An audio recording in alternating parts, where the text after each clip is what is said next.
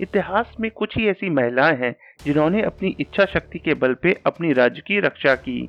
हालांकि ताराबाई साहस और पराक्रम के मामले में रानी लक्ष्मीबाई से कम नहीं थी, लेकिन उनके बारे में बहुत कम ही लोग जानते हैं। 1675 में जन्मी ताराबाई शिवाजी के मराठा सेना के प्रसिद्ध सेनापति हंबीरराव मोहिते की बेटी थी। ताराबाई के पिता ने उसे तलवारबाजी, तीरंदाजी, घुड़सवारी, सैन्य रणनीति और कूटनीति जैसे विषयों में अच्छी तरह प्रशिक्षित किया था।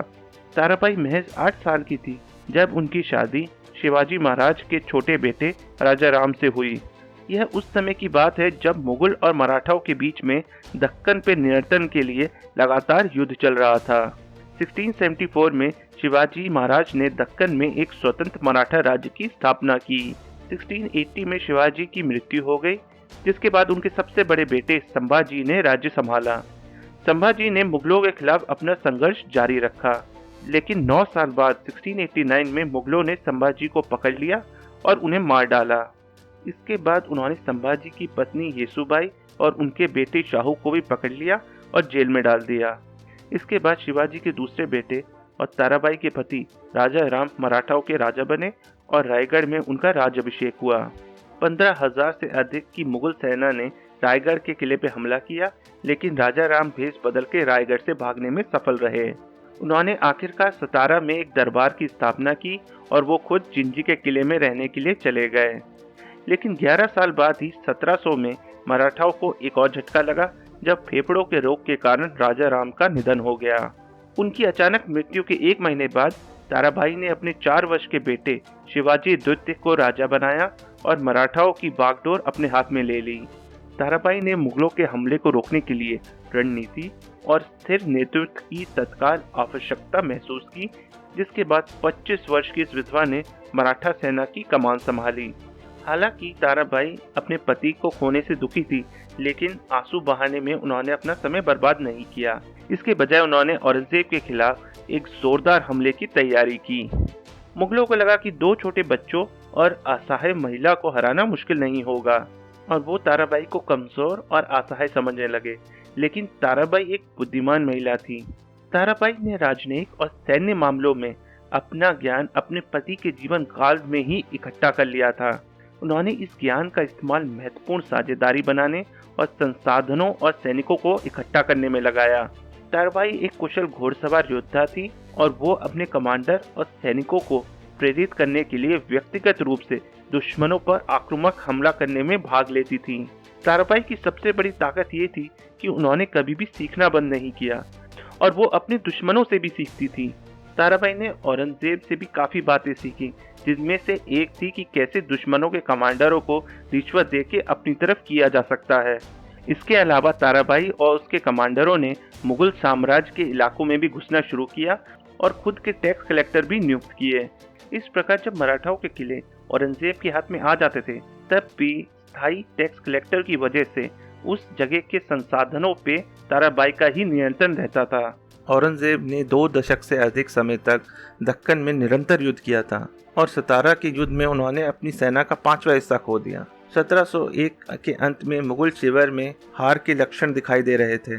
मुगलों के एक बड़े सेनापति असद खान ने औरंगजेब को युद्ध समाप्त करने और दिल्ली वापस जाने की सलाह दी, लेकिन ये सलाह औरंगजेब ने नहीं मानी। 1704 तक औरंगजेब ने मराठा किलेदारों को रिश्वत देके तोड़ना, राजगढ़ और कुछ अन्य मुट्ठी भर किलों पे कब्जा कर लिया, लेकिन ये करने के लिए उन्होंने 4 साल और बिता दिए, जिस समय में मराठा और ताकतवर हो गए। धीरे धीरे मराठा जवाबी हमले ने उत्तर में गति पकड़ी, जहां मराठाओं ने मुगलों के एक के बाद एक प्रांत पे हमला किया।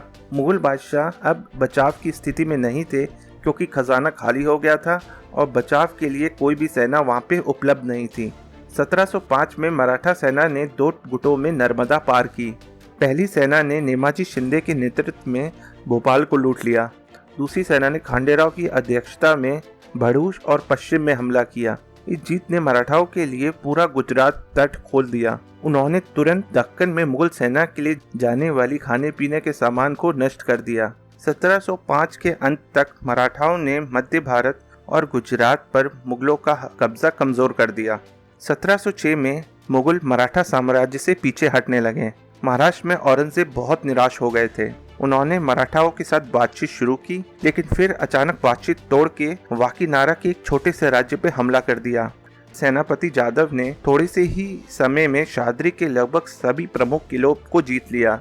अब औरंगजेब ने मराठाओं को हराने की सारी उम्मीदें छोड़ दी और बुरहानपुर वापस जाने की योजना बनाई। जादव ने पीछे हटती मुगल सेना पे हमला किया और सेना के एक हिस्से को हरा दिया, लेकिन औरंगजेब जुल्फिकार खान की मदद से बुरहानपुर तक पहुंचने में सफल रहे। फरवरी 1707 में बुखार की वजह से औरंगजेब की मृत्यु हो गई। औरंगजेब की मृत्यु के बाद मराठाओं ने उत्तर की ओर विस्तार करना शुरू किया। मराठाओं की बढ़ती हुई शक्ति को रोकने के लिए मुगलों ने संभाजी के छोटे बेटे शाहू को कैद से रिहा कर दिया। मुगलों का विचार था कि सिंहासन के लिए एक नया दावेदार भेज के मराठा नेतृत्व को विभाजित करके उन्हें कमजोर किया जा सकता है। इस बार मुगलों ने सही अंदाजा लगाया, क्योंकि जल्द ही शाहू ने मराठाओं का नेतृत्व हासिल करने के लिए ताराबाई और शिवाजी द्वितीय को चुनौती दे दी। ताराबाई ने शाहू की कोई भी बात मानने से मना कर दिया और यह विवाद तेजी से लड़ाई में तब्दील हो गया। शाहू का सिंहासन पर सही कानूनी दावा होने के कारण ताराबाई द्वारा भेजे गए कमांडर लड़ने के बजाय शाहू की सेना में शामिल होने लगे। पेशवा बालाजी विश्वनाथ की कूटनीति और मुगल सम्राट के संसाधनों के समर्थन के कारण शाहू सत्ता पे कब्जा करने में सफल रहे, लेकिन ताराबाई भी आसानी से हार मानने वाली नहीं थी। ताराबाई ने अगले ही साल कोल्हापुर में प्रतिद्वंदी दरबार की स्थापना की, लेकिन शाहू और राजाराम की दूसरी पत्नी राजसाबाई ने कोल्हापुर के सिंहासन पे राजसाबाई के बेटे को तख्त पे बैठा दिया और ताराबाई के बेटे शिवाजी द्वितीय को जेल में डलवा दिया। यहाँ वो 16 साल तक जेल में रही और यहीं उनके बेटे शिवाजी द्वितीय की मृत्यु हो गई। लेकिन मराठा साम्राज्य में रानी ताराबाई की भूमिका अभी खत्म नहीं हुई थी।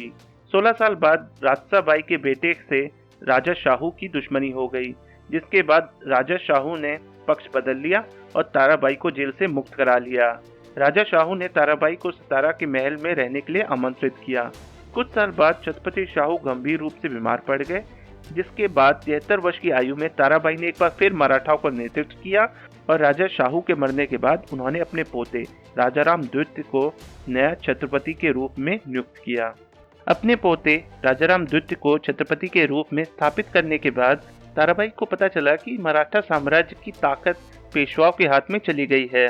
ताराबाई ने जल्द ही पेशवा नाना साहिब के साथ सत्ता के बंटवारे के लिए समझौता कर लिया। इसके बाद ताराबाई ने एक शक्तिशाली रानी के रूप में अपने जीवन की अंतिम भूमिका निभाई। 1761 में पानीपत की तीसरी लड़ाई में मराठा सेना की बड़ी हार के कुछ महीने बाद 86 वर्ष की आयु में ताराबाई की मृत्यु हो गई। अगर 1701 में ताराबाई ने मराठाओं का नेतृत्व नहीं किया होता तो ये काफी संभावना है कि मराठाओं को हार का सामना करना पड़ता और भारत का इतिहास बहुत अलग होता। अगर आपको हमारा वीडियो पसंद आया हो तो प्लीज हमारे चैनल को सब्सक्राइब करें और लाइक बटन दबाएं। धन्यवाद।